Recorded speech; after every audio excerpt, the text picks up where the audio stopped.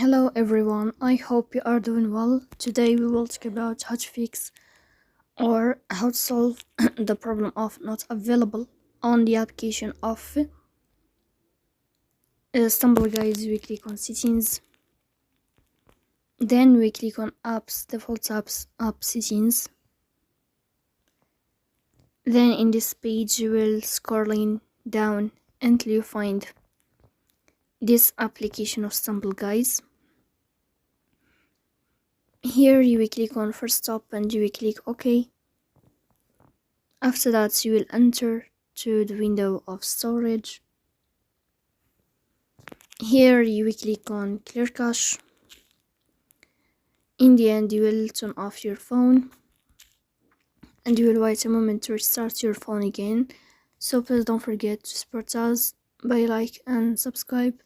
See you next time.